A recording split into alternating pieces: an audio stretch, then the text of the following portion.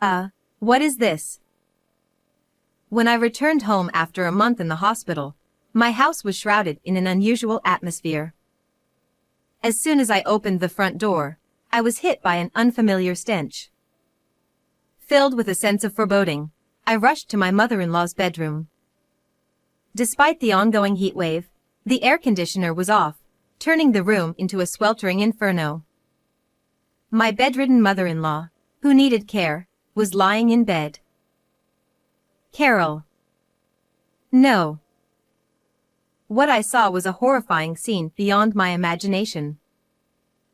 My name is Emily.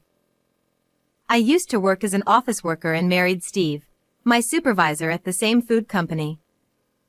He is 4 years older than me and has always been a dependable presence.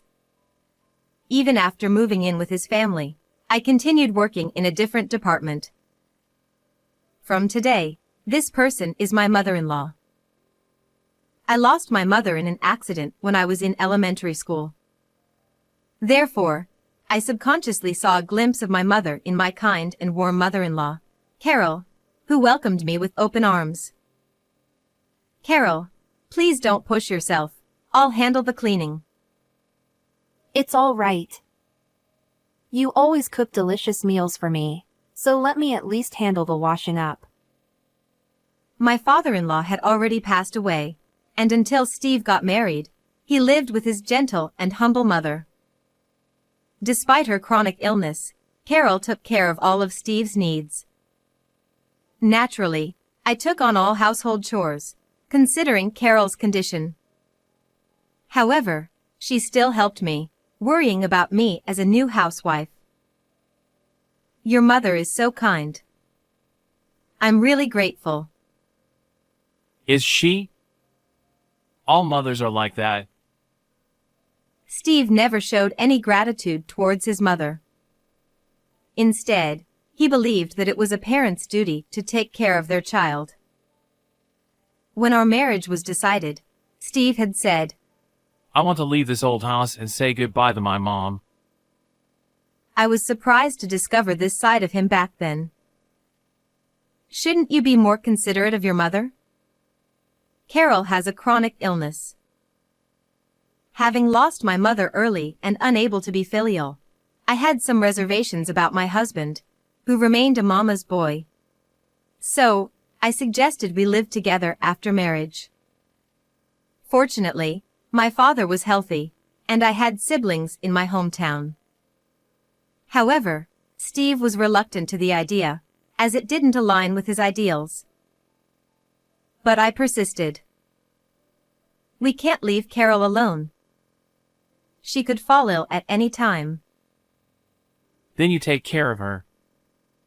But don't neglect the housework. Reluctantly, Steve agreed. A few months after we started living together, Carol's chronic illness progressed, and she became increasingly immobile. Walking became difficult, and she needed constant support. I'm sorry you had to quit your job because of me. You don't even have time to relax. Please don't worry about it. I'm healthy like my father. I have plenty of energy. To fully focus on caring for Carol, I decided to become a full-time housewife. It was a natural choice for me, as I had been like a mother to my younger siblings at home and had no resistance to caring for others. Most importantly, I wanted to help my mother-in-law, who always expressed her gratitude to me. But then, I won't help at all. This was our agreement. My husband brought up our prior conversation when I agreed to take care of his mother alone. Even when I was bedridden with a cold and couldn't do the housework, Steve just laughed with his phone in hand, ignoring the piles of laundry and dishes. He probably wants to rest at home since he works at the company. I had my grievances. But arguing with him would make Carol feel guilty, thinking she caused problems between us. So, I endured and handled everything alone, no matter how tough it was. However, such days took a toll on me, leading to an unexpected incident. I suddenly fell ill and collapsed while doing housework. I was rushed to the hospital for emergency surgery. Though my condition wasn't life-threatening, I was told I couldn't return home for at least a month and a half, considering preoperative tests and postoperative observation. Staying in the hospital for so long is a problem. I have someone who needs care at home. After the doctor explained my condition, my biggest concern was Carol. Being proud of my robust health, I never imagined I'd end up hospitalized. I hadn't even considered how Carol would manage without me. I was at a loss. But then, something unexpected happened. Don't worry about Mom. I'll take care of her. What? I couldn't help but let out a strange sound at my husband's words when he visited me that day. What's with that reaction? You're not here, so I have to do it. Though he sounded a bit annoyed and weary, he seemed genuinely concerned about handling things in my absence. My husband, who had never helped with care or housework since our marriage, was now taking the initiative. I had expected him to complain about managing without me. So, I was very surprised by his willingness to step up. There are many people on maternity leave, and the workplace is short-staffed. I won't be able to visit you often, but hang in there. Yeah. Got it. Thanks. With that, Steve left the hospital room after dropping off extra clothes and supplies, saying he still had work to do. In times of trouble, I can always count on you. Thank you, Steve. Though he was brusque, knowing I could trust him with Carol gave me peace of mind. I was hospitalized, fully understanding his busy work schedule. His inability to visit often didn't bother me. With this reassurance, I let my guard down. In hindsight, I should have questioned his intentions then, and the true nature he kept hidden. After that, my surgery was successfully completed. The postoperative recovery went smoothly, and I was able to leave the hospital about 2 weeks earlier than planned. I didn't expect you to recover so quickly. The doctor was surprised by my swift recovery. Excited about being able to return home sooner, I eagerly called my husband. However, no matter how many times I tried, I couldn't reach him. He must be busy with work and taking care of Carol. I decided to stop texting and surprise him by showing up at home unannounced. Steve will probably be so shocked his eyes will pop out. With such carefree thoughts, I spent the last few days of my hospital stay. About a month had passed since my hospitalization. The season had transitioned fully into summer. At that time, I was so happy to be returning to my normal life that I was completely elated. In fact, I didn't even notice that my husband hadn't contacted me once in the few days since I learned I would be discharged. Then, after a long time, I stepped onto my property again. It was noon, and the sun was shining so brightly that it was almost painful. Carol, I'm home. What? As soon as I opened the front door, I sensed something was wrong. A strange, unfamiliar stench filled the air, and a heavy atmosphere hung in the hallway. It was an unusually scorching day, yet the air conditioner wasn't running, making the temperature inside even higher than outside. It was a literal inferno. Huh? A terrible thought crossed my mind, and I rushed to my mother-in-law's bedroom in a panic. No. Carol. Carol, hang in there. But my mother-in-law didn't respond to my calls. The scene I witnessed that day was beyond tragic and has left a lifelong trauma in me. It wasn't until the next night that I finally got in touch with my husband.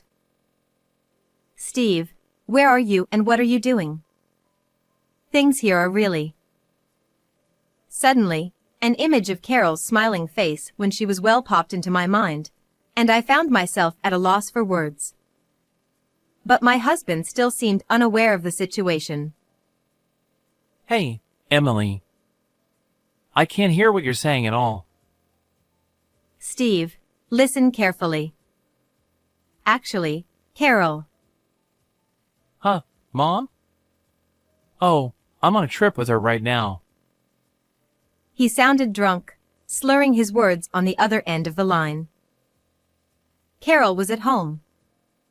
What are you talking about? And what trip? Oh. No. Business trip. Yeah. I'm on a business trip and wanted to tell the hotel staff about someone who looks like Mom. He suddenly sounded flustered and continued with a stream of incoherent explanations. Of course, none of it made sense to me. Explain it so I can understand. I was getting frustrated and my tone became harsh. Calm down. Aren't you in the hospital? You shouldn't be making a fuss there. Mom's fine. Bye. With that, he abruptly hung up. He still seemed to think I was in the hospital. And after our call, he must have turned off his phone because I couldn't reach him no matter how many times I tried. What is he doing at a time like this? If that's the case, I have no other choice. In my desperation, I decided to contact his workplace to find out where he was. However, what? Is that really true? I was hit with another shocking revelation. The employee I spoke to seemed bewildered and asked, "You didn't know?" My distrust of my husband skyrocketed. Determined to uncover the truth, I used every possible means to investigate what had happened while I was hospitalized. And then, I discovered a startling truth. What does he mean by, "I'll take care of Mom, don't worry"? Ridiculous. I can forgive what he did to me, but I will never forgive what he did to Carol. Never. All his promises were empty words, and he had caused his mother to suffer. Consumed with rage, I resolved to take action against him. After making that decision, everything went very smoothly.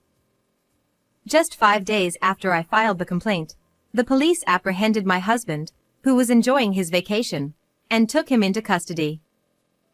However, he kept demanding to see either me or his mother, causing quite a commotion.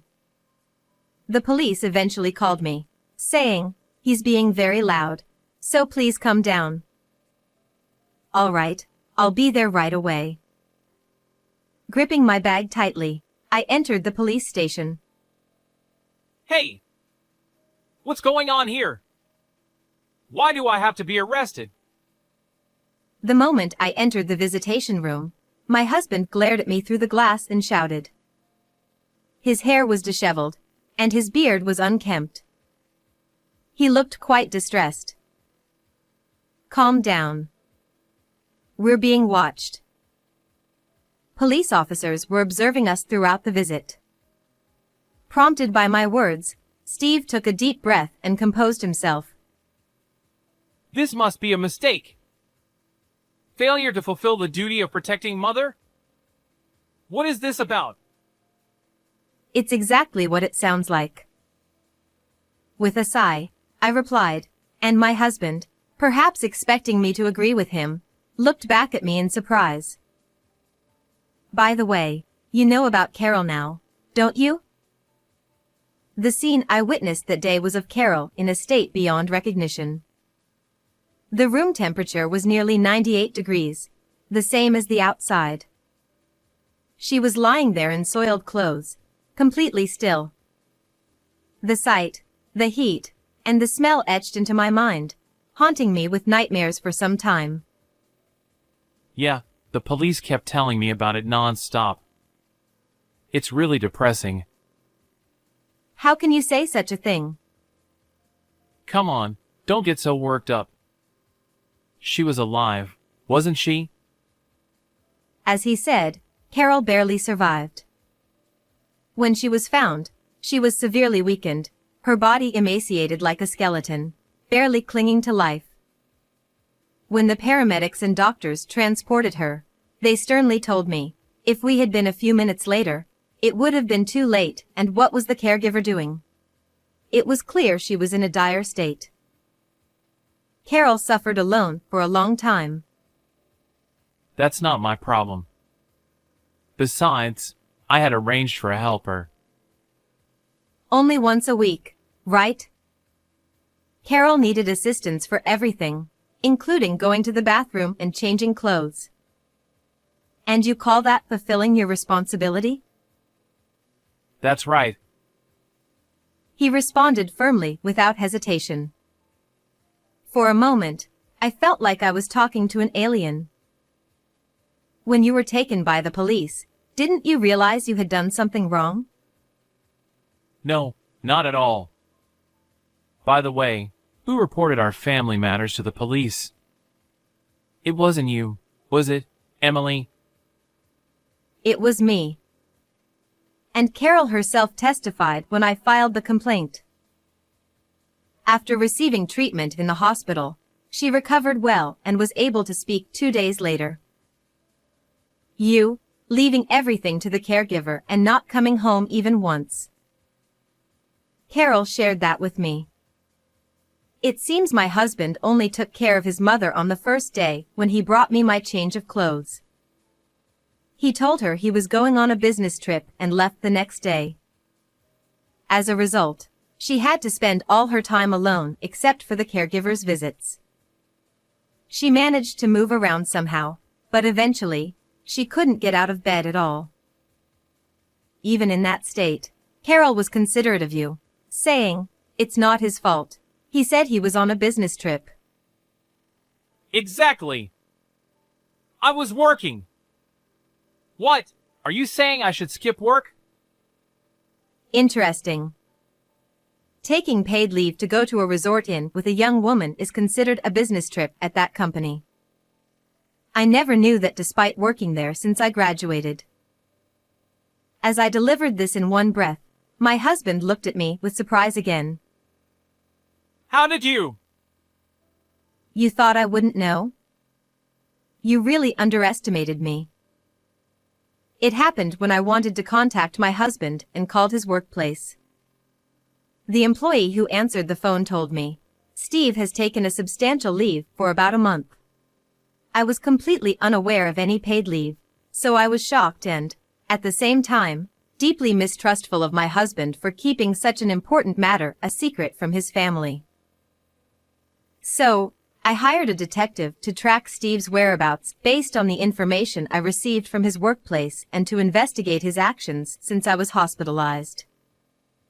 It was soon revealed that, right after I was admitted to the hospital, my husband had applied for all his accumulated leave at once. He probably thought it would be unbearable if Carol passed away while he was away. I also discovered that he had hired a caregiver for her. If I hadn't been discharged early, Carol might not have survived. I snarled at my husband, glaring at him, but to my surprise, he showed a look of exasperation. That's why I spent a fortune to hire a helper in case something happened. I'm not the bad guy here. Indeed, I had heard from Carol that the caregiver who came to her was doing a thorough job. The care records were detailed and meticulous, and they even contacted my husband for confirmation. However, the real issue was elsewhere. "Steve, I heard that you ignored all the caregiver's suggestions?" It seemed that weekly visits were far from enough given Carol's condition. The caregiver had proposed increasing the number of visits, but my husband wouldn't listen and eventually terminated the contract abruptly. How could Carol possibly live alone without any help? What were you thinking? Explain yourself. Those guys were so annoying, always telling me to do this and that. And it cost money too. On top of that, didn't you also ignore the caregiver's warning about the air conditioner breaking down? That's why it got so unbearably hot inside. I confirmed all this with the caregiver company. Apparently, the person in charge of Carol had been told by my husband. I'm switching to a service that provides better care, so I'm terminating the contract with you. So, they never imagined that Carol would end up being neglected.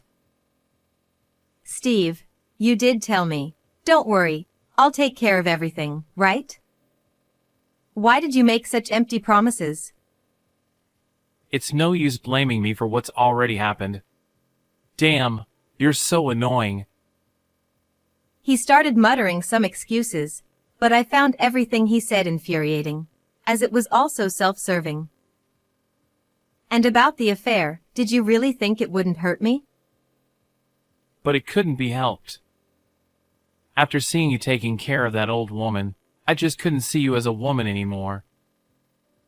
What did you just say? Say it again.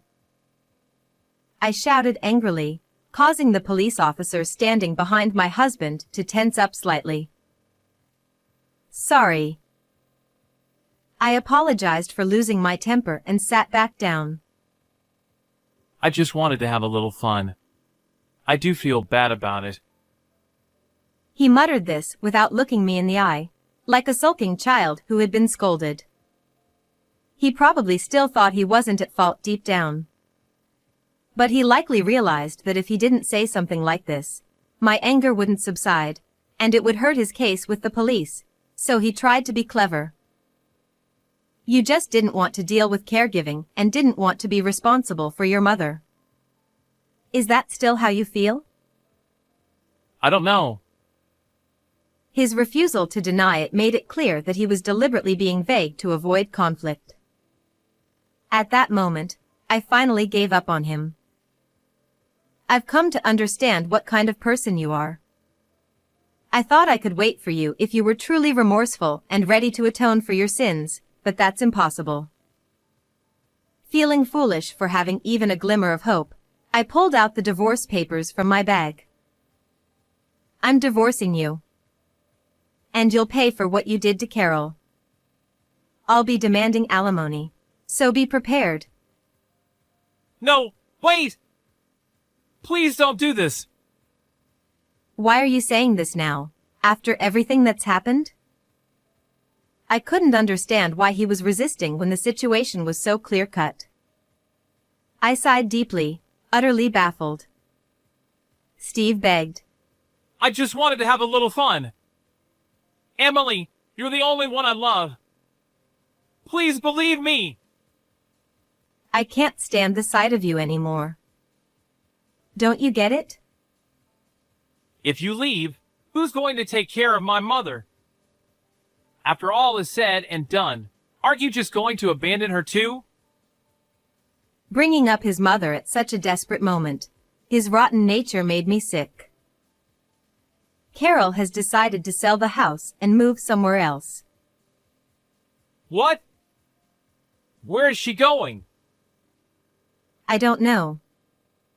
She told me to tell you, I won't be in your way anymore, so feel free to enjoy yourself. Isn't that great?